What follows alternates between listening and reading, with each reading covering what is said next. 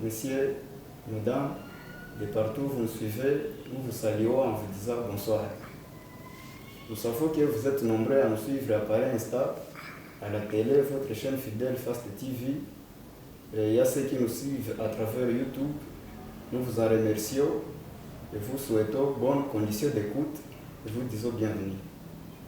Comme vous le savez, nos chers fidèles, nous sommes dans l'émission Telle est la question qui vous est présentée aujourd'hui par moi, Ishara Kimeni.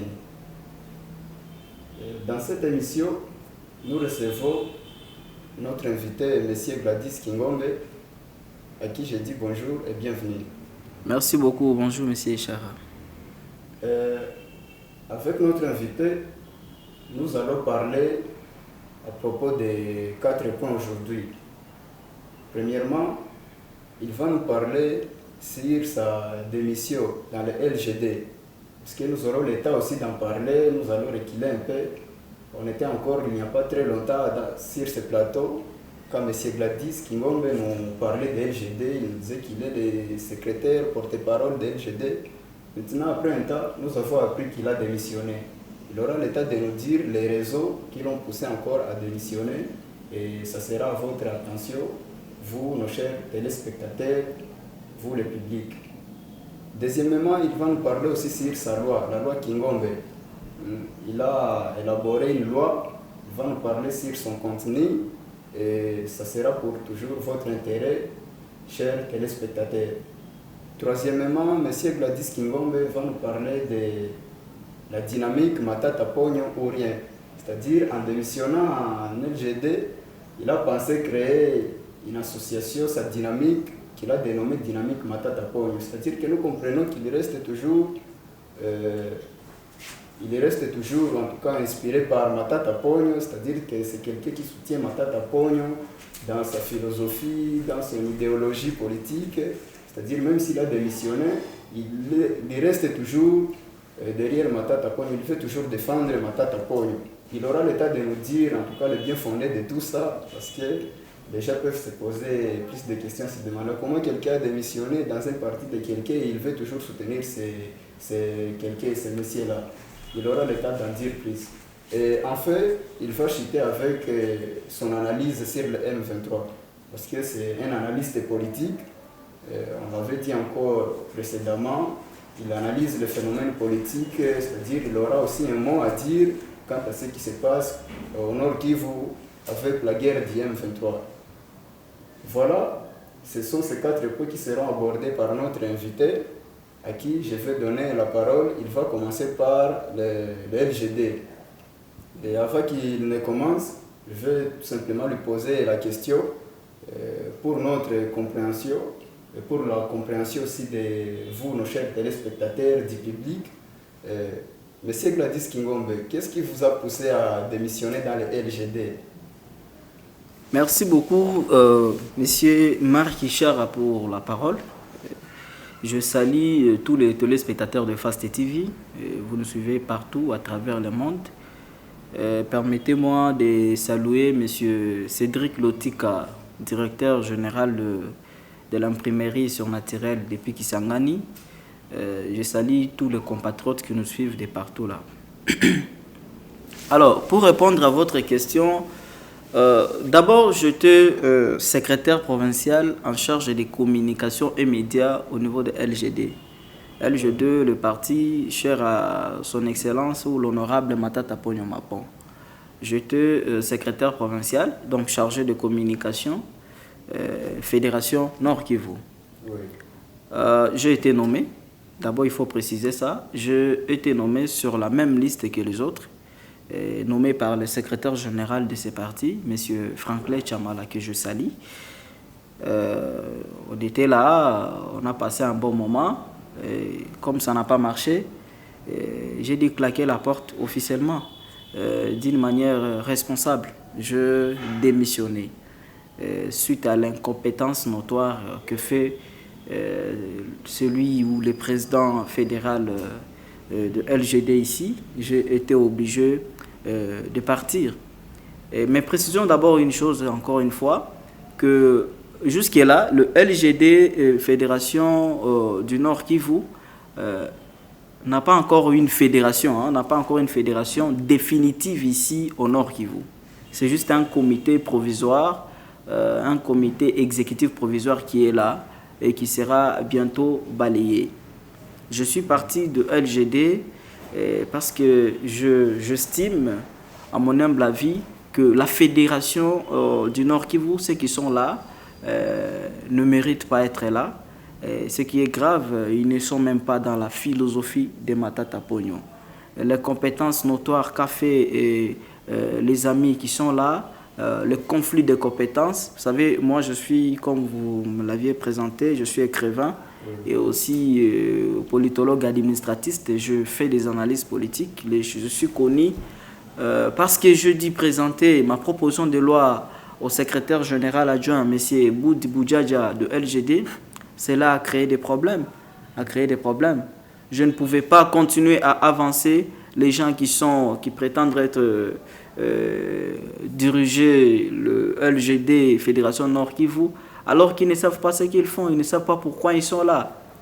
Parce qu'en réalité, ça, ce n'est pas une fédération politique, c'est juste un club d'amis, un conglomérat, un parlement d'enfants ou des jeunes bis qui se retrouvent là-bas, les gens des mouvements citoyens qui se sont retrouvés au niveau de LGD, professant le nom de Matata Pognon. Mais la réalité, c'est qui m'a poussé, parce qu'en tant que responsable, en tant que scientifique, je devais prendre mes responsabilités.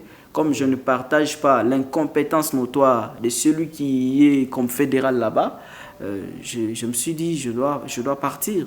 J'ai démissionné. Et surtout que je remarquais que ceux qui sont là, ce sont des gens des mouvements citoyens, ils sont habitués. Je ne suis pas contre le mouvement citoyen, mais je respecte leur façon de voir les choses, mais je ne partage pas la façon de faire du mouvement citoyen. Et ils sont habitués à brûler des pinets, à décréter des villes mortes, à caillasser des véhicules, à appeler les gens à manifester contre le pouvoir, le pouvoir public. Moi, je ne vois pas la politique de cette façon-là. Alors quand on amène ce genre de faire, donc cette façon de voir les choses dans le LGD, dans le parti de Matata Pognon, c'est inconcevable. Je ne pouvais pas accepter ça, je ne pouvais pas cautionner. Je suis parti parce que ces gens-là ne sont pas dans la philosophie, j'insiste, de Matata Pognon. Parce que selon le professeur ordinaire Pascal Issumbicho, il définit le matantisme comme une philosophie politique et socio-économique qui met l'accent sur le leadership et la gouvernance de qualité. Et connaissant Matata Pognon, c'est la méritocratie, Matata Pognon c'est l'excellence, Matata Pognon c'est la compétence. Mais tous ceux qui sont là ne sont pas dans la philosophie de Matata, j'insiste, ce sont que des tisséquedistes professant le nom de Matata Pognon. Oui, alors, monsieur Gladys Kingon, comme vous venez de dire là, d'après moi, j'ose penser que les termes que vous utilisez sont en tout cas très sévères quand vous dites que ces gens-là, d'ailleurs, ne constituent d'abord pas une fédération. Donc, c'est une sorte de club, ou si on va plus loin, on peut dire des regroupements, un petit groupe déjà seulement qui veulent prétendre soutenir Matata Pognon, faire son parti ici au niveau du Nord Kivu. Avec tout ce que vous dites là, alors que les partis étaient déjà implantés, n'est-ce pas, ici au Nord Kivu. Et quand les partis étaient plantés comme ça, donc on considère ça comme fédération au niveau de la province. Nous savons qu'il y a déjà le président, c'est Ishara Johnson Boutaragaza, c'est lui le président fédéral de LGD. Il y a aussi une équipe derrière lui qui est là, qui constitue donc l'administration de ce parti. LGD au Nord Kivu. Et vous en faisiez aussi partie. Maintenant, quand vous dites que ce n'est pas un parti, ce n'est pas une fédération, mais c'est un club, est-ce que là, vous ne trouvez pas que c'est peut-être à cause de ces sous-émotions que vous dites cela, parce que vous avez quitté ou quoi d'autre? Parce que ceux qui nous suivent aimeraient bien comprendre pourquoi. Parce que cela n'est pas en tout cas nouveau chez nous ici en RDC. Vous savez, même il y a un auteur du nom de Alain Zadi. Donc, permettez que je puisse étendre ces questions pour l'intérêt du public. Monsieur Gladys, nous allons chuter avec le deuxième point concernant la dynamique Matata Pognon réel, parce que nous devons évoluer avec les points qui sont inscrits à être traités dans cette émission. Nous sommes en train de parler de la dynamique Matata Pognon réel. Maintenant, là, pour sortir dans l'informel, je vous pose cette dernière question quant à ça. La question est la suivante. Est-ce que vous avez déjà des textes de cette dynamique? Parce que ça s'inscrit dans le cadre d'associations, n'est-ce pas? Effectivement. Et une association, pour fonctionner informellement, ça doit avoir des textes, des sous-bassements, n'est-ce pas, qui puissent convaincre les membres qui viendront pour adhérer que c'est en tout cas une structure qui existe et qui a des fondations. Est-ce que avez-vous déjà pensé à cela, ou c'est déjà fait, ou c'est pas encore? Je ne sais pas. Comme je l'avais dit, que la dynamique Matata Pogno Rien, c'est un vieux projet de 2018. Oui. Nous avons un statut, nous avons aussi un règlement intérieur, nous avons tous les textes qui régissent notre organisation, notre structure. Sera bientôt, tous ces textes seront bientôt notariés, mais nous avons déjà ça. Nous avons toute l'équipe est là, le collège des fondateurs, nous avons des points focaux, Diem Moussaba, nos communicateurs, tout ça. Et nous œuvrons dans 4 provinces, comme je viens de le dire. Oui. Bientôt, on va multiplier des adhésions. Mais pour tout celui qui se retrouve à Matata Pogno Mapon, qui n'aime pas, qui n'a rien à voir avec la politique, même s'il est dans un parti politique, oui, que ce soit de l'opposition, de la majorité, je ne sais pas où, mais qui se retrouve à Matata. Parce que la réalité est que les gens qui sont même dans l'Union sacrée, même la majorité, donc beaucoup de députés qui sont dans l'Union sacrée, soutiennent Matata Pogno à l'invisible. Oui. Donc ils peuvent toujours nous rejoindre. On a beaucoup de gens, des grandes personnalités, des autorités de ce pays qui sont déjà avec nous dans cette dynamique, qui soutiennent Matata Pogno. Donc vous êtes toujours le bienvenu. Vous pouvez me contacter en inbox, comme ça on peut voir comment vous faire adhérer dans l'équipe. Mais l'adhésion est gratuite. Les textes, nous en avons. Nous sommes en ordre. Comme je viens de le dire, nous avons déjà un bureau. Bientôt, là, on va fixer l'opinion où se trouve l'adresse de notre bureau. Merci mais beaucoup, nous allons bientôt commencer. Merci beaucoup, M. Gladys Kingombe. Là, j'ai posé cette question pour l'intérêt de nos téléspectateurs qui voudraient aussi adhérer dans les partis, qui voudraient vous rejoindre. Dans l'ASBEL. Oui. Je viens de comprendre que ce n'est pas seulement quelque chose qui se fait aléatoirement, mais il y a des textes, déjà les statuts là, les règlements intérieurs qui régit les membres au sein de cette dynamique. Donc là, nous trouvons que c'est du sérieux. Et le public aussi doit comprendre que c'est une structure donc, qui va regrouper les gens qui soutiennent seulement Matata Pogno. Ce n'est pas dire que vous allez être aussi des politiciens ou des partis politiques ou quoi, parce qu'il y a beaucoup de gens qui n'aiment pas la politique. Effectivement. Tout le monde n'est pas appelé à être acteur politique ou à être politique ou œuvrer dans des partis politiques. Et ce genre de personnes-là vont bien se retrouver en état dans la dynamique Matata Pogno ou rien. Et le soutien de Matata Pogno se fonde sur ses œuvres comme le cordon national l'a dit ici, que c'est à partir des œuvres, à partir de ce que Matata Pogno avait fait, que vous trouvez raison de les soutenir pour qu'ils puissent encore en faire plus. Oui. Voilà, M. Gladys Kingombe, là nous venons de terminer le deuxième point qui était consacré à votre dynamique, Matata Pogno ou rien. Nous allons maintenant entamer le troisième point. Le troisième point sera consacré à la loi Kingombe. Oui. Voilà, c'est la loi Kingombe. Monsieur Gladys Kingombe, c'est un politique, c'est un penseur politique, donc c'est un véritable citoyen congolais. Lui, il a pensé et élaboré une loi qu'il a nommée loi Kingombe. C'est une loi qui a trouvé ses fondements dans la constitution de la RDC, à la partie qui parle des droits fondamentaux qui sont reconnus à tous les citoyens congolais, de pouvoir penser, de pouvoir initier des décisions, des mesures à prendre, des lois qui visent toujours à sauvegarder l'intérêt de tous les citoyens congolais. C'est dans cette logique-là que Gladys Kingombe a élaboré sa loi, la loi Kingombe. Et cette loi porte sur la promotion de l'initiative privée. C'est-à-dire, vous voulez promouvoir, donc encourager, inciter les privés à faire l'entrepreneuriat. C'est en d'autres mots cela. Oui. Parce que quand on parle de l'initiative privée, c'est-à-dire tout ce que les privés, les particuliers peuvent penser, entreprendre, pourvu que ça apporte quelque chose, que ça apporte des changements dans notre société. Maintenant, M. Gladys Kingombe, comme c'est vous l'auteur de cette loi, je vais aussi en dire je vais essayer de transmettre seulement les sens, les bien fondés, donc l'intérêt, l'avantage de cette loi. Mais avant, vous qui en êtes l'auteur, vous pouvez nous parler un peu sur le contenu. Quand on parle de la loi Kingombe, quel est son contenu, sa portée générale? Vous avez la parole, monsieur Gladys. Merci encore une fois, monsieur Marc Ishara. Au fait, la loi sociale Kingombe, c'est une loi purement sociale qui met l'accent sur l'encouragement et l'initiative, l'encouragement et la promotion des initiatives privées. Oui. Donc, nous avons estimé, parce que moi, en tant qu'écrivain, aussi patriote, citoyen congolais, oui, je estimais que, parce que la population, le peuple congolais, ne cesse de payer l'impôt, le taxe, pourquoi ne pas les encourager? Oui. Donc c'est une loi qui met l'accent sur le petit commerce, sur l'entrepreneuriat de jeunes, sur l'artisanat et la promotion de l'expertise nationale. En fait, si je peux dire d'une manière synthétique, parce que cette loi, je pense qu'on aura le temps de faire toute une émission sur la proposition de loi sociale Kingombe.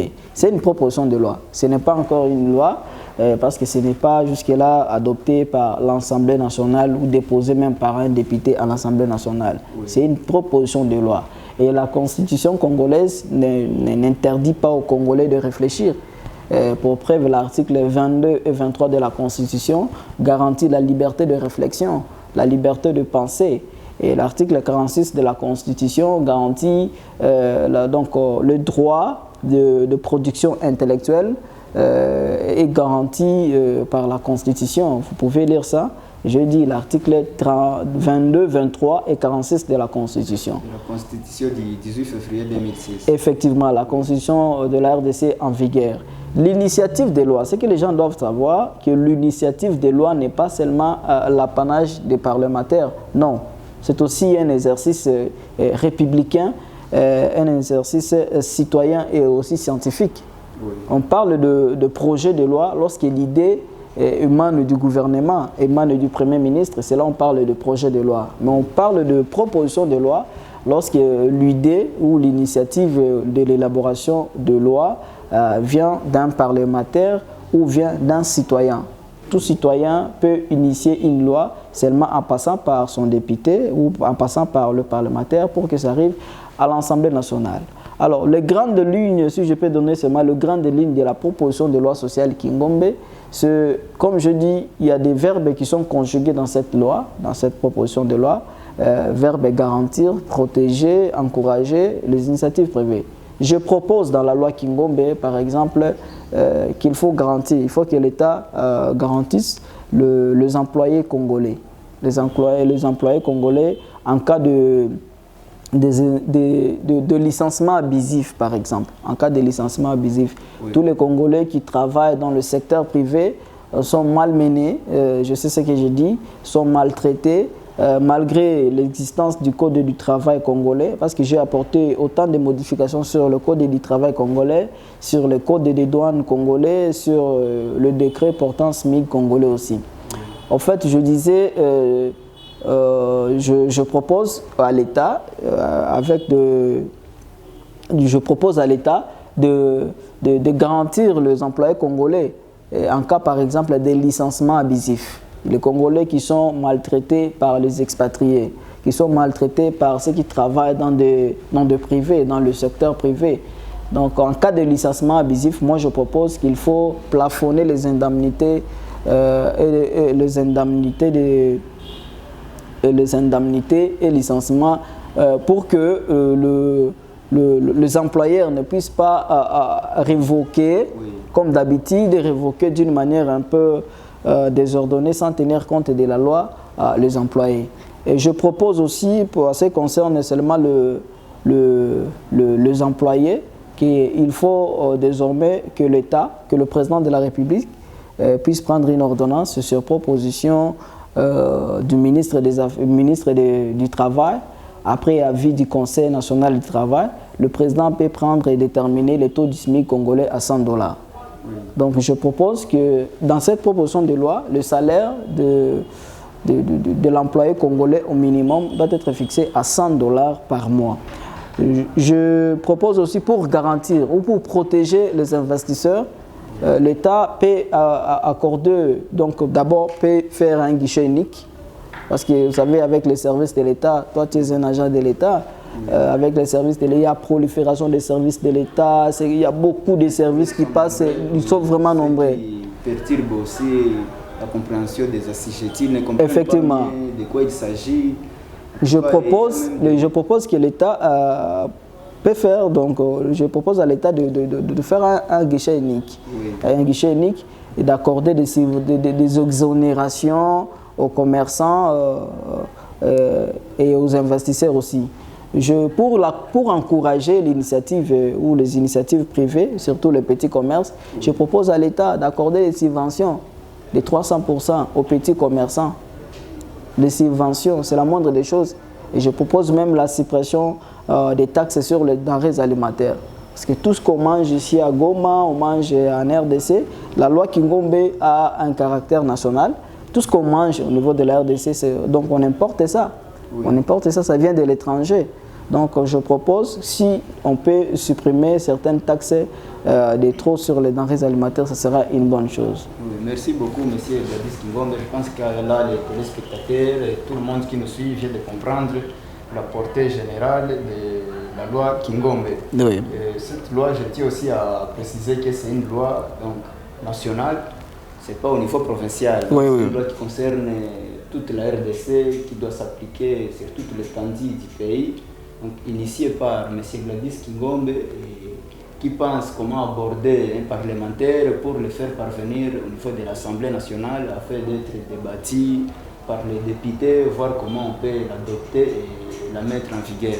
Maintenant, avec tout ça, M. Gladys, mais avant de vous poser une question, je tiens aussi à intéresser les téléspectateurs quant à votre loi là-bas, parce que c'est une loi en tout cas, qui veut promouvoir, qui veut aussi défendre d'une manière ou d'une autre les intérêts des citoyens congolais. Oui. Il y a des gens qui ont des pensées de créer des activités entrepreneuriales pour voir comment ils peuvent répondre à leurs besoins quotidiens, aux besoins des gens. Parce que nous devons les signaler aussi, les entrepreneurs, les commerçants, donc ils œuvrent à l'intérêt de la population. Effectivement. Il y a un commerçant qui va importer la marchandise. Il amène ça, il vend. C'est pour l'intérêt de la population, non? Mais s'il ne fait pas cette activité, comment la population peut vivre? Comment la population peut se procurer encore des biens, des denrées alimentaires? Vous voyez que les commerçants sont déjà à soutenir, n'est-ce pas, à protéger aussi, et ils doivent être encouragés par l'État. C'est pourquoi M. Gladys Kingombe a pensé, en tant qu'un bon citoyen, comment défendre les intérêts de ses concitoyens, n'est-ce pas, en élaborant cette loi, en la faisant arriver au niveau de l'Assemblée nationale pour être aussi approuvée, adoptée, afin que ça puisse aider les gens dans notre société. Ouais, avec cette loi là-bas, je pense que M. Gladys Kingombe serait soutenu aussi par vos concitoyens, parce qu'ils vont retrouver leurs intérêts au sein de la loi là, Kingombe. Ouais. Jusque-là, il a dit que ce n'est pas encore en vigueur, donc c'est en cours, c'est en élaboration, c'est en proposition. Donc jusque-là, vous êtes en train de proposer toujours. Mais on ne sait pas encore si ça va être approuvé ou accepté au niveau de l'Assemblée nationale. Mais comme c'est une loi, en tout cas, qui est très fondée, qui garantit les intérêts des citoyens, je pense que les députés aussi, étant conscients de ce qu'ils représentent là au niveau de l'Assemblée nationale, ils pourront s'intéresser à cette loi pour voir comment la faire aboutir à sa finalité. C'est en arrivant à sa finalité qu'on verra maintenant pratiquement ce que ça va apporter dans notre vie quotidienne et dans la société.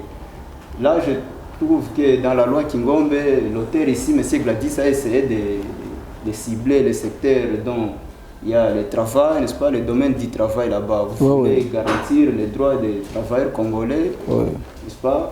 Pas seulement les travailleurs congolais, mais tous les travailleurs qui œuvrent dans les Congos, sur le territoire congolais, même, c'est-à-dire même si c'est un étranger mais qui œuvre en RDC, il doit se retrouver, être garanti dans ce que cette loi aura apporté dans notre monde du travail.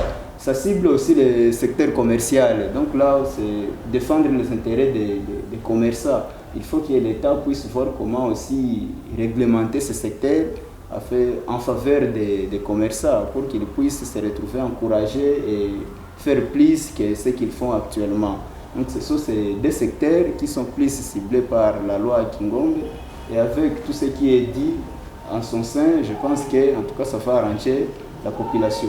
Maintenant, M. Gladys Kingombe, avec cette loi là-bas, je sais que vous avez eu l'état de faire des recherches pour savoir s'il n'y avait pas de loi précédente, donc une loi antérieure qui serait approximative avec cette loi que vous avez élaborée. S'il y en a, vous pouvez nous en parler, sinon vous allez nous dire que c'est votre loi qui est la première qui intervient dans ce domaine.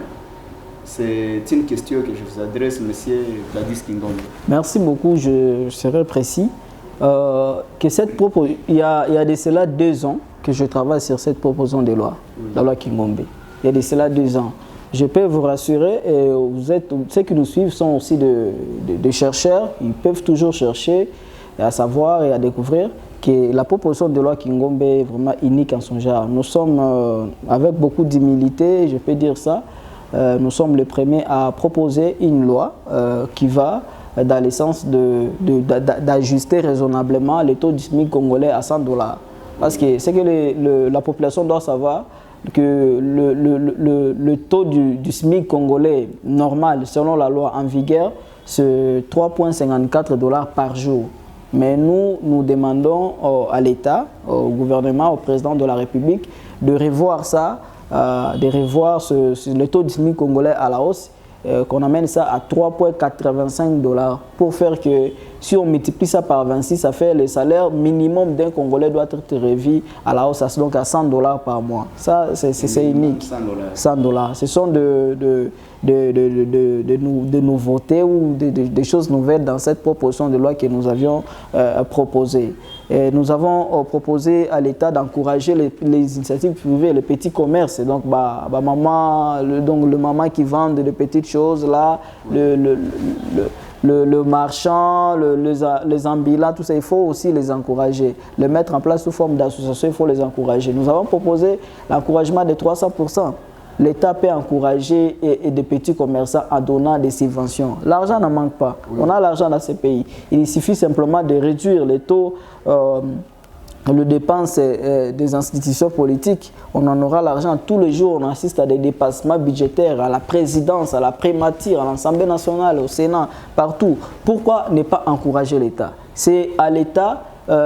pourquoi ne pas encourager la population, voulais-je dire? C'est à l'État de créer l'emploi. Comme l'État est incapable de produire le job, de donner beaucoup plus de travail aux Congolais, il n'a qu'à encourager. La moindre des choses à faire, c'est d'encourager les initiatives privées, d'encourager le Congolais, même les investisseurs.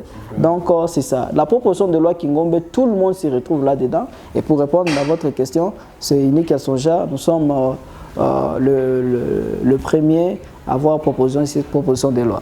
Merci, M. Gladys Kingombe. Vous comprenez, il était en train de nous parler là de l'originalité de sa loi. Nous trouvons que c'est spécifique. C'est la première loi en RDC qui intervient dans le domaine du travail, du secteur commercial là-bas pour encourager, promouvoir les activités initiées par les privés, et aussi dans le domaine du travail, défendre les intérêts des travailleurs. Parce que jusque-là, en tout cas, le SMIC, il vient de nous le démontrer que c'était en dessous de $100. Mais lui, avec sa loi, il pense qu'on peut hausser ça jusqu'à avoir un minimum de $100. Ça, c'est mieux.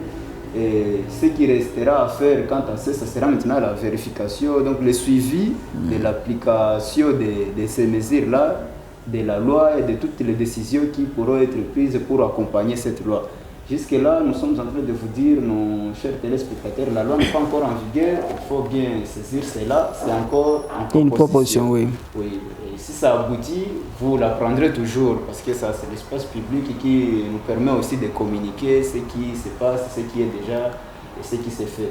Voilà, M. Gladys Kingombe, avec la loi là, je comprends que en tout cas vous avez fait preuve de courage, n'est-ce pas, de citoyenneté. Quand vous lisez votre constitution, vous voyez, n'est-ce pas, vous entrevoyez les droits qui vous sont garantis et vous avez pris la peine d'élaborer la loi.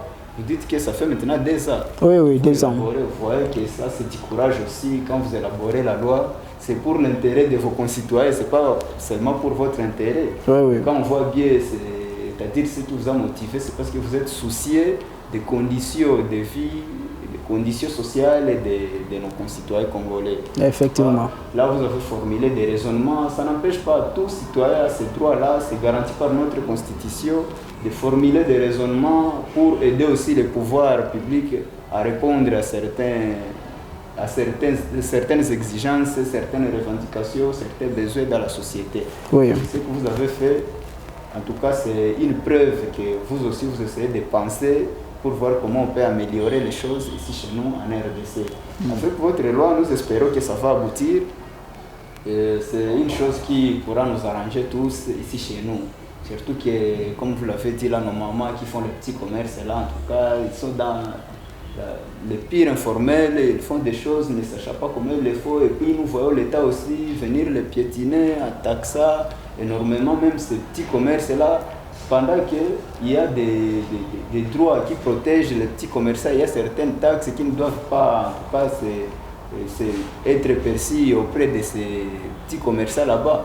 Avec des gens comme vous, nous trouvons qu'il y a des garanties qu'il y aura défense de tous ces droits là-bas, la protection de ces petits commerces, de ces initiatives privées que nous voyons par-ci par-là être entreprises par nos mamans, les jeunes aussi qui commencent à se lancer dans l'entrepreneuriat vont se retrouver dans votre loi là-bas. C'est-à-dire ils ont tout intérêt à s'approprier la loi, à la soutenir aussi pour que ça soit en tout cas adopté au niveau de l'Assemblée nationale. Oui.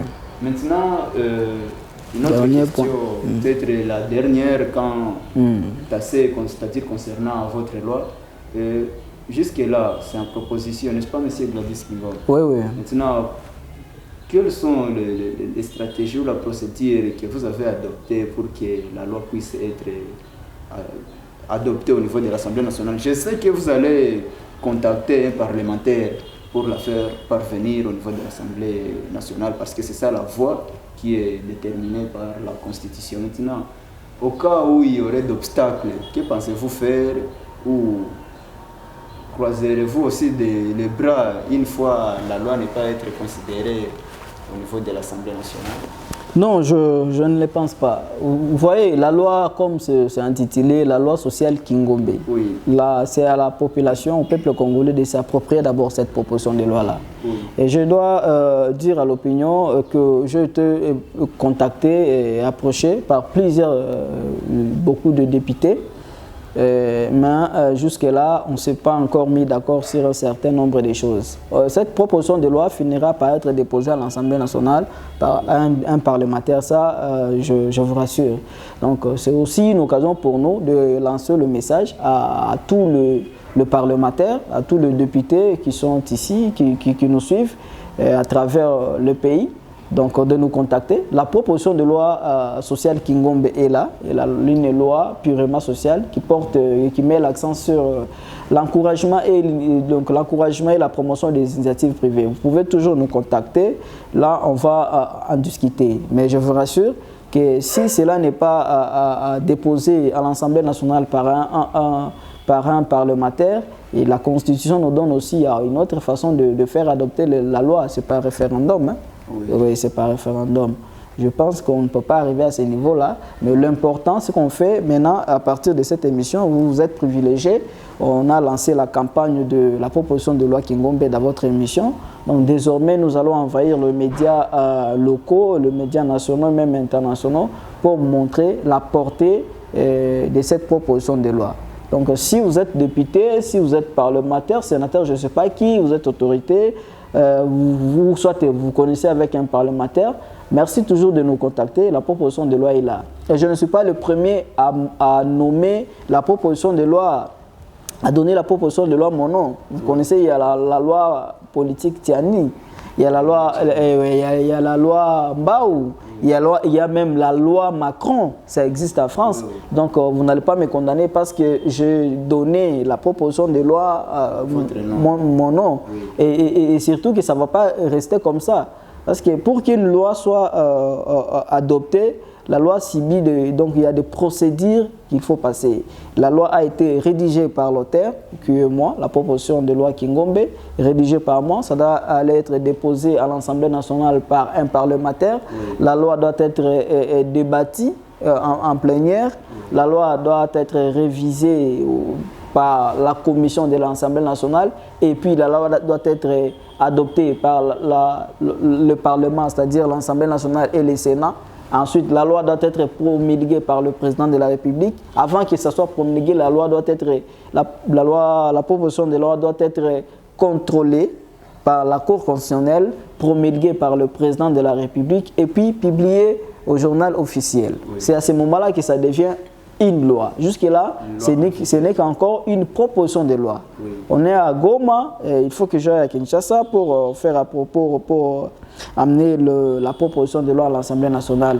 Mais il faut toujours passer par un député, par un parlementaire. Donc nous sommes très ouverts. Nous n'avons pas de problème, on attend tout celui qui peut nous contacter pour la proposition de cette loi. Parce que cette émission passe sur YouTube. Si vous êtes à Kisangani, vous êtes à Kinshasa, vous êtes à Kindu, vous êtes à Goma, je ne sais pas, vous êtes à Buka, vous êtes où. Merci de nous contacter. La proposition de loi sociale Kingombe est là. Et ce sera aussi une façon de nous encourager, nous les jeunes. Vous voyez, je suis encore jeune, comme vous pouvez le constater. Je n'ai que 30 ans, mais je rédigeais une proposition de loi. Pourquoi ne pas le soutenir? On a soutenu la proposition de loi sociale, la proposition de loi politique, loi Tchani. Vous avez entendu? Pourquoi ne pas soutenir aussi la proposition de loi sociale Kingombe? Vous voyez, une loi initiée, élaborée par un jeune citoyen congolais que je suis. Il faut quand même encourager la jeunesse aussi, surtout la jeunesse consciente et avertie. Oui, voilà, merci beaucoup, M. Gladys Kingombe, pour vos interventions. Je pense que là, le public est en train de suivre, comme vous venez de dire, nous sommes suivis partout. À la télé, il y a ceux qui nous suivent là, il y a aussi YouTube, ceux qui vont nous suivre à travers YouTube. C'est-à-dire, c'est lui qui va trouver en tout cas l'intérêt de pouvoir collaborer avec vous, de vous contacter, vous aborder pour parler plus concernant cette loi. Oui. Il est en tout cas le bienvenu. Et à ce sujet-là, je pense que vous pourrez donner vos coordonnées pour être contacté si une fois quelqu'un aurait ces besoins-là. Si ça ne vous dérange pas aussi, vous voulez que ce soit... Oui, il n'y a pas de problème. Mes coordonnées, c'est le plus 243 97 93 75 938. Plus 243 97 93 75 938, c'est aussi sur WhatsApp. Et je suis aussi sur Vodacom, plus 243 82 76 53 266, c'est mon numéro Vodacom. Donc vous pouvez nous contacter, nous sommes toujours en ligne, nous sommes très ouverts. Les deux numéros sont aussi sur WhatsApp. Oui. Je suis là. Et vous pouvez me contacter sur mon adresse mail, gladyskingombe23@gmail.com. Voilà, là il vient de nous donner ses coordonnées, son adresse mail. Je pense que dans le public qui nous suit, il y a ceux qui peuvent être mieux placés, donc comme les députés au niveau national, au niveau provincial. Il y a aussi les autorités de différents niveaux. Ils peuvent vous contacter pour vous encourager, vous soutenir, n'est-ce pas? Oui. Aller ensemble pour voir comment assurer l'aboutissement de cette loi Kingombe. Oui. C'est une loi en tout cas qui sera avantageuse pour la population congolaise. Et nous continuons à espérer que ça va aboutir, M. Gladys Kingombe. Particulièrement ici, moi, en ma qualité en tant que journaliste, en tout cas, ça m'intéresse beaucoup. Je pense que j'aurai aussi l'état d'en parler avec vous en privé. Merci beaucoup. En dehors de cette émission. Et on verra en tout cas comment faire évoluer ce processus pour son aboutissement. Merci beaucoup. Voilà, là nous venons de parler de la loi Kingombe. Nous venons de comprendre tout ce que c'est intéressant. Mais comme c'était figuré aussi parmi les points à traiter dans cette émission, nous allons devoir entrer et chuter avec le dernier point, n'est-ce pas, M. Gladys Kingombe? Je pense que vous avez donné l'essentiel de cette loi, les gens ont compris jusque-là, en tout cas, son contenu fondamental. Là, nous allons entrer dans le dernier point qui est consacré à l'analyse sur la guerre du M23. Je l'ai dit juste au début de l'émission que notre invité, M. Gladys, c'est un analyste politique. Le politologue, il a fait des sciences politiques à l'université de Kisangani. Non, à l'université libre de Kisangani. Université libre de Kisangani, voilà. Et en tout cas, il se connaît mieux dans ce domaine pour pouvoir apporter une opinion donnée, n'est-ce pas, un point de vue sur ce qui se passe. Le citoyen congolais lui-même, il est touché par ce qui se passe à l'est de la RDC. Et là, il a un mot à dire aussi concernant cette guerre-là de M23. Monsieur Gladys Kingombe, vous avez la parole quant à ça. Bon, merci beaucoup, cher ami, merci. Ici, je vais beaucoup plus réfléchir en tant que scientifique et aussi en tant que patriote, parce que c'est une question très sensible qu'on doit aborder avec beaucoup plus de sérieux. Hein. On ne doit pas entrer là-dessus, surtout que nous sommes dans une province où le contexte est un peu particulier. En fait, le problème avec la guerre, cette affaire de M23, nous avons une difficulté, nous, au Congo. La plus grande difficulté que nous avons, c'est au niveau des concepts. Nous avons des problèmes de concept, que ce soit les autorités politiques, politico-administratives, que ce soit ceux qui sont à l'opposition, ceux de la société civile, nous tous, nous avons un problème de concept dans ces pays. Oui, nous avons un problème conceptuel dans ces pays. On ne s'est pas vraiment situé. Nous, on voudrait à ce que l'État, le gouvernement congolais puisse bien se situer où on peut caractériser, où on peut trouver le M23. Pourquoi je dis ça? Parce que on se lève d'un beau matin, on conjugue 3 verbes à la fois. Le verbe agresser, le verbe terroriser et le verbe, donc on dit encore rébellion, tout ça. Oui. On ne sait pas. Est-ce qu'il y a des bons matins, il y a un officiel qui va se lever et dire voilà, les M23 sont des terroristes. Et l'autre va dire voilà, les M23 sont des agresseurs. Voilà, les M23 sont des rebelles. En tant que politologue, je sais que c'est différent. Ces 3 concepts sont vraiment différents. Nous devions clarifier l'opinion là-dessus. Parce que quand on crie la communauté internationale ne fait absolument rien, la communauté internationale nous voit seulement comme ça, elle ne participe même pas. Pourquoi la communauté internationale va intervenir comment alors qu'on a une crise de concepts dans ces pays? Oui, donc les 3 concepts-là, agression, terrorisme et groupe rebelle, c'est vraiment différent, cher ami. Oui. Parce que quand on parle de l'agression, par exemple, on parle de l'agression. L'agression, c'est un acte de violer la souveraineté de notre pays en passant par un groupe armé. Mais il faut que cela soit prouvé. Prouver que ceux qui sont derrière ces groupes armés sont les officiels de notre pays qui portent atteinte à la souveraineté de notre pays. Il faut prouver. C'est ça l'agression. Il faut prouver que voilà, il y a des officiels. Et nous tous, nous savons, tout le monde sait que voilà, nous sommes agressés par les Rwandais. Nous savons ça. Il n'y a pas de problème. Mais le problème, c'est de prouver. Et le problème avec le gouvernement congolais doit clarifier. Est-ce que les M23 va agresser ou va bon, on parle de terrorisme. Les terroristes, c'est aussi une autre forme de groupe armé, ou une autre forme de groupe armé, et ils n'ont pas besoin de renverser le pouvoir. Ils sont là que pour saboter le pouvoir en massacrant les gens, en égorgeant, comme ce qui se passe avec les ADF. Là, on parle du terrorisme. Tandis que les groupes rebelles ou les rebelles ont des revendications. Oui. Les rebelles ont une vision, ils ont besoin de renverser le pouvoir en place. Ils ont des revendications, ils ne combattent pas la population, mais ils combattent quoi? Le gouvernement. Oui. L'État congolais doit d'abord fixer l'opinion, fixer la communauté internationale que les M23 sont des agresseurs, ou les M23 sont des terroristes, ou sont des rebelles. Parce que jusque-là, on ne comprend pas vraiment. Voilà ce que je peux dire. Oui, permettez, M. Gladys Kingom, quand vous venez de nous parler là, juste de 3 concepts à distinguer pour bien saisir le sens ou ce qui se passe avec la guerre de M23, avec notre FRDC. Oui. Vous venez de nous parler de l'agression, du terrorisme, des rébellions aussi. Oui. Maintenant, jusque-là, vous, en tant qu'analyste, pensez-vous que l'État congolais incapable jusque-là de qualifier cet événement-là, de qualifier la situation, si c'est une agression, si c'est une rébellion, si c'est du terrorisme? Moi, je pense qu'on est un peu dépassé par les événements. On ne sait pas préciser les gens, on ne sait pas clarifier la situation ici. C'est ce qui est grave. Parce que les gens parlent de la déclaration de la guerre. Oh, il faut la guerre contre les Rwandais. C'est bien beau de dire tout ça, effectivement. Mais il y a toute une procédure pour que le président déclare la guerre. Pour déclarer la guerre, il y a toute une procédure que peut-être les gens ignorent, au-delà de ce qui est dit dans la Constitution. il y a aussi une procédure à suivre dans la Charte des Nations Unies. Vous voyez, la première condition sine qua non pour qu'on déclare la guerre, il faut d'abord que le Conseil de sécurité des Nations Unies reconnaisse que ça c'est une situation de guerre. Oui, ça c'est une situation d'agression, pardon.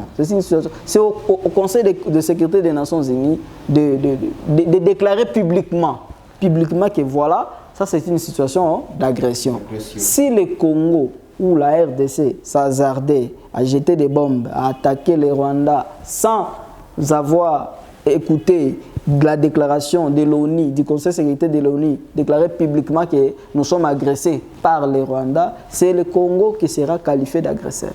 Là, la vérité qu'on soit dit, il faut qu'on soit clair dans un verre clair, il faut qu'on soit clair comme de l'eau claire dans un verre clair. C'est le Congo qui sera clarifié d'agresseur. Et nous verrons condamnés par la communauté internationale. Nous devons d'abord clarifier.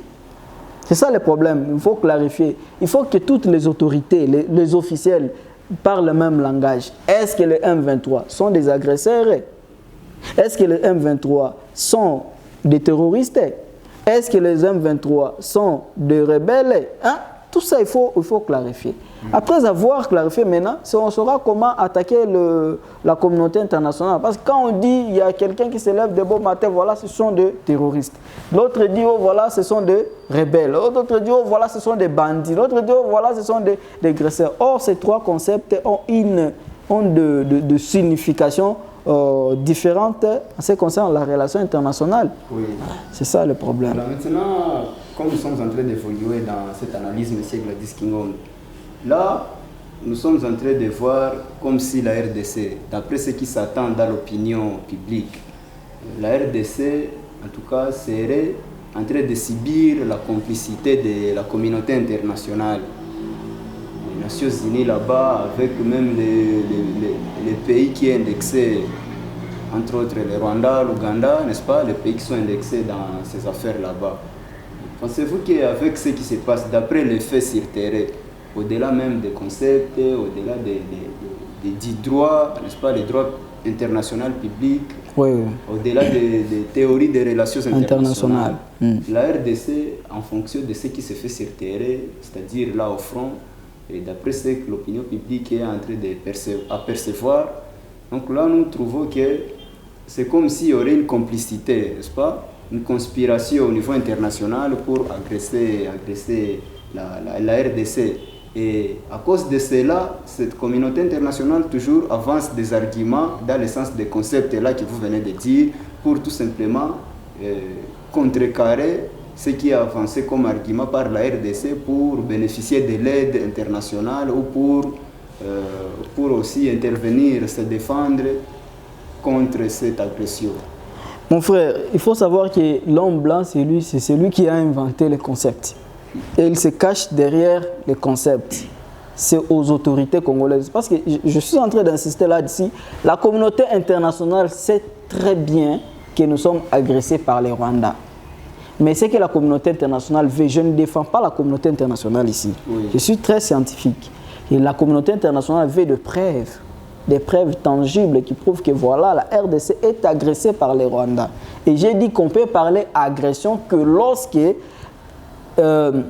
lorsque les officiels, les autorités politico-administratives d'un autre pays menacent l'intégrité territoriale ou la souveraineté d'un autre pays. C'est à ce moment-là qu'on peut parler d'agression. Et si c'est prouvé, l'homme blanc connaissant tous ces concepts, et il se cache là derrière. C'est à vous, parce que tout ce que vous dites ici, quand vous dites oh, agression, terrorisme et rébellion, ça porte des confusions dans la Charte des Nations Unies. Ça porte des confusions donc au niveau du droit international, du droit public international. La communauté internationale fait semblant de ne pas se situer, parce que c'est à vous de préciser. Vous devez garder un seul concept. Est-ce que c'est l'agression? Est-ce que les M23 sont vraiment des agresseurs? Est-ce que les M23 sont vraiment des terroristes? Est-ce qu'ils sont vraiment des rebelles? Il faut clarifier la communauté internationale sur ces points. C'est à ce moment-là que vous saurez comment coincer la communauté internationale. Mais lorsque vous vous embrayez, lui aussi, il se retrouve là, dit ça. Parce que ces combats, ici, tout le monde sait que c'est la guerre contre le monde. C'est la guerre contre le monde. Tout le monde sait, tout le monde sait. Tout le monde sait que c'est ça la réalité. Maintenant, à ce qui me concerne, je disais, pour avoir le secret de la guerre, c'est aussi ça le titre de mon deuxième ouvrage, le secret de la guerre. Pour réussir ces combats, moi je pense qu'il faut mettre en place seulement la stratégie de l'ennemi. Comme disait le personnage semi-légendaire chinois, Lao Tzu, il a parlé sur la stratégie de l'ennemi. Il faut savoir s'adapter sur la stratégie de l'ennemi. Adaptez-vous seulement à la stratégie de l'ennemi et vous allez l'anéantir. C'est cela le secret de la guerre. Merci beaucoup, M. Gladys. Comme vous venez de parler d'ailleurs de cet ouvrage-là, donc de cette œuvre que vous êtes en train d'élaborer, le secret de la guerre, vous vous inspirez aussi de l'ouvrage de Lao Tzu, la stratégie de l'ennemi. Oui. Parlant de cela maintenant, nous avons entendu, je pense que vous êtes aussi au courant, que la RDC voulait se procurer des armes, n'est-ce pas, pour combattre ceux qui sont en train de faire des exactions là-bas. Jusque-là, même si on est en train de dire que la RDC est toujours incapable de qualifier si c'est l'agression, si c'est la rébellion, mais c'est que nous sachons, donc le dénominateur commun de tout ça est qu'ils sont en train de faire des exactions, que ce soit des rebelles, que ce soit l'agression d'un pays contre un autre, que ce soit le terrorisme, ce sont les exactions toujours, les violences qui se font sur les populations. Et l'État reconnaît qu'il a l'obligation là de protéger sa population, de protéger les gens qui vivent sur son territoire. L'État congolais voulant intervenir pour protéger la population, en se procurant des armes, nous avons appris que ces armes ont été empêchées d'arriver en RDC afin de servir aux militaires quand ils vont intervenir sur terrain.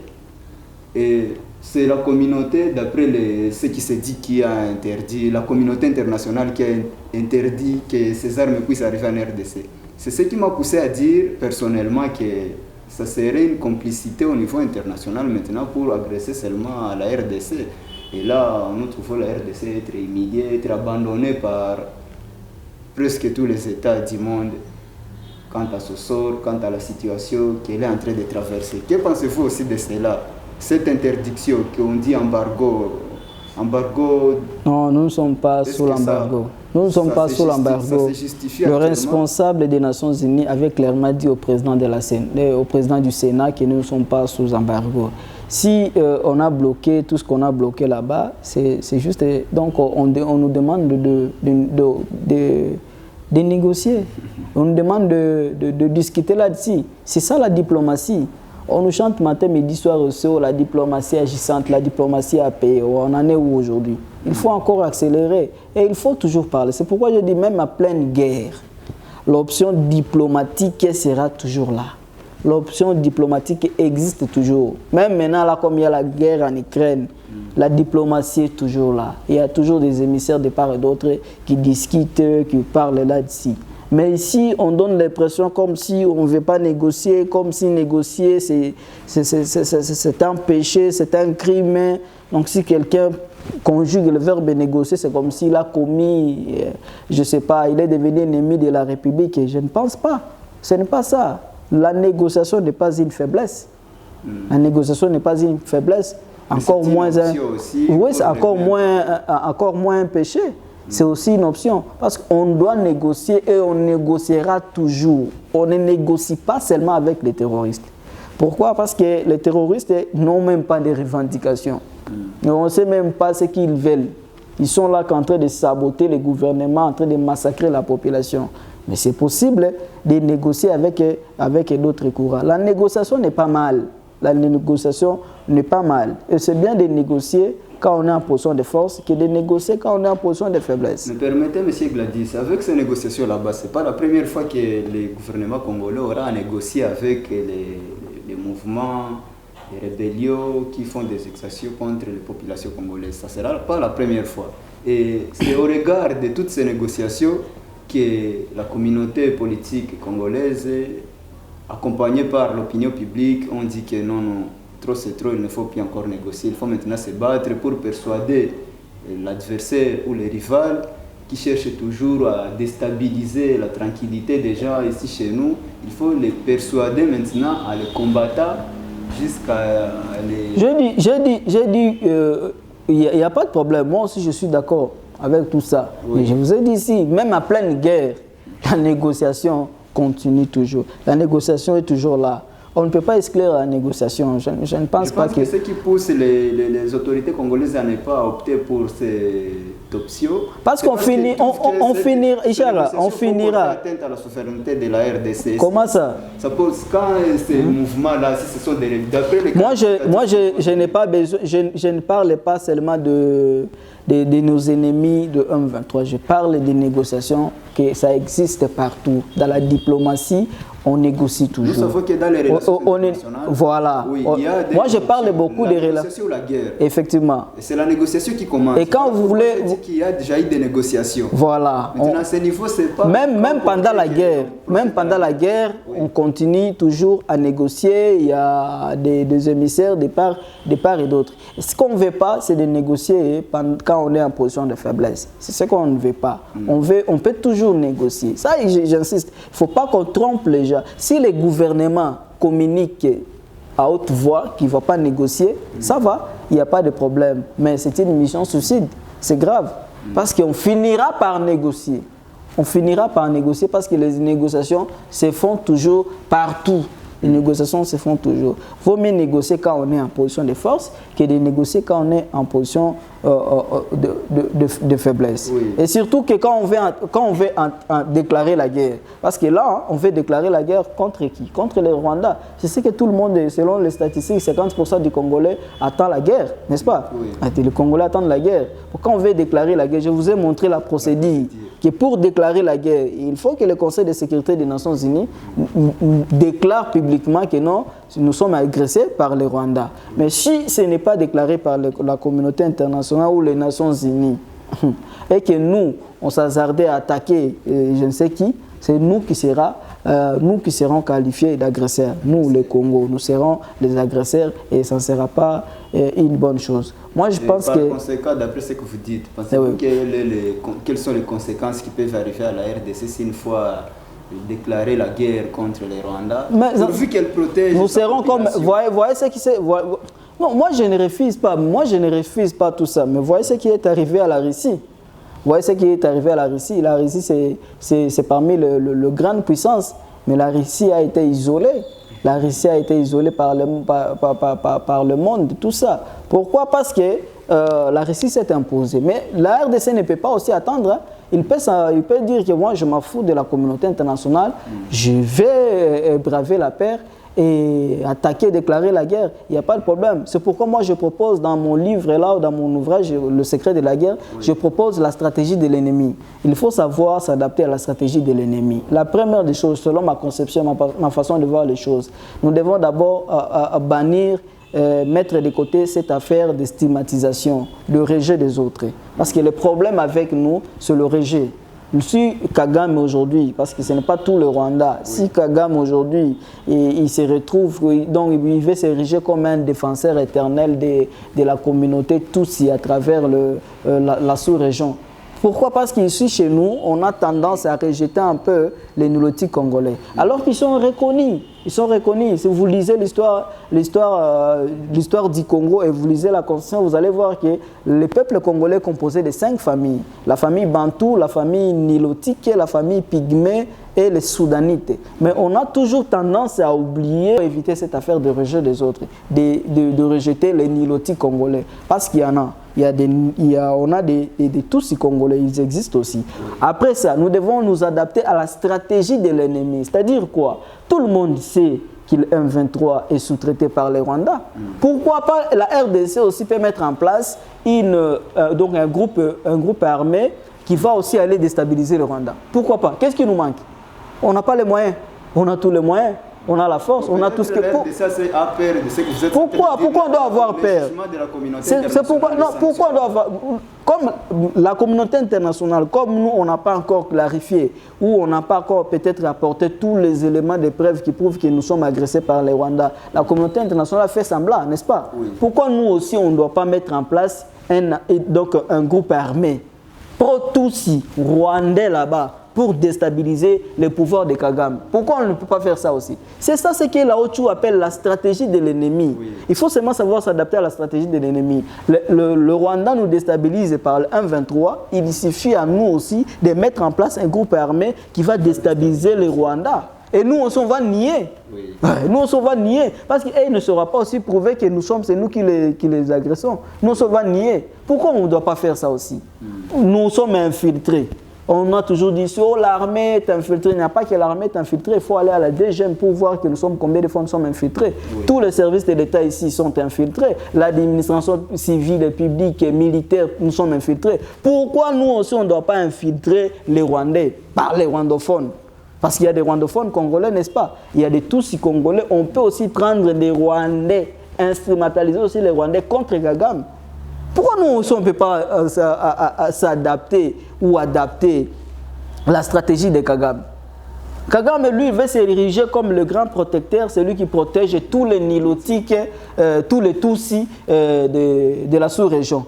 Pourquoi? Nous, si on accepte nos frères Tutsis, les Banyamulenge par exemple, le Hema Abunya, on les accepte parce qu'ils sont des Congolais. Si on les accepte et qu'on met en place une stratégie qui va aussi déstabiliser le Rwanda, il n'y aura pas de problème. Même si la communauté internationale dit quoi, mais le Rwanda ne sera pas prouvé comme nous, on est incapable de prouver des choses. Hein. Nous, eux aussi ne sera pas prouvé. Mettons juste en place une stratégie, adaptons-nous à la stratégie de l'ennemi. Si ils nous déstabilisent à partir des groupes armés, mettons aussi en place des groupes armés qui vont déstabiliser le Rwanda. Et nous aussi, on va nier. C'est la moindre des choses.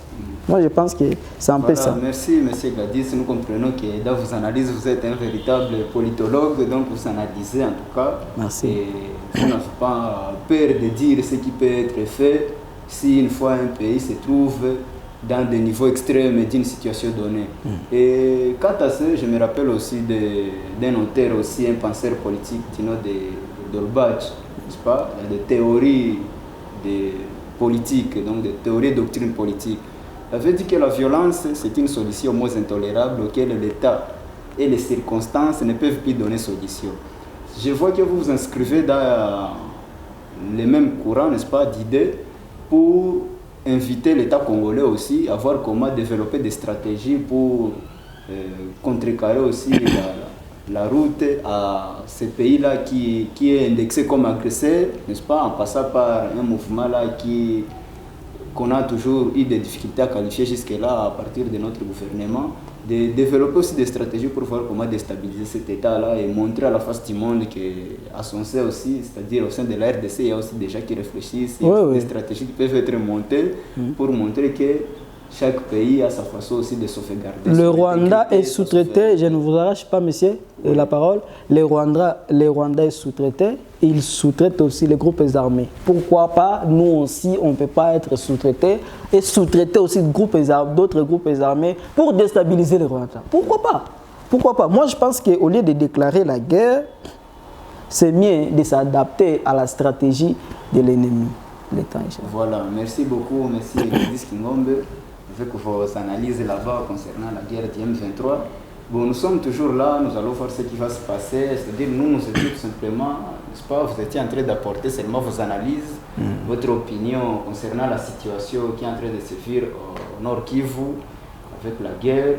Et là, c'est au gouvernement aussi de voir comment prendre ses responsabilités à main pour protéger sa population. Parce que du point de vue humain, en tout cas, moi, je pense qu'il est temps pour la RDC de faire tout son mieux, tout son possible pour intervenir le plus vite possible encore, très urgemment pour protéger la population qui est en train de souffrir là. Et ne pas entendre ce que dit la communauté internationale, ce que dit les Nations Unies, ce que dit les grandes puissances du monde, les pays voisins. Pas attendre tout cela.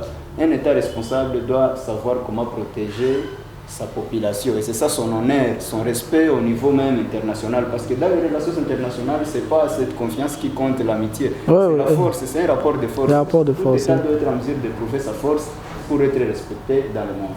Voilà, nous venons d'arriver à la fin de notre émission, chers téléspectateurs. Nous vous remercions. Nous allons encore nous retrouver prochainement. Ce sera pour nous un plaisir d'être encore avec notre invité, M. Gladys Kingombe, à qui nous remercions d'avoir accepté notre invitation. Merci. La fois prochaine. Cette émission a connu la réalisation de M. Justin, à qui nous disons aussi merci. À la prochaine. Merci.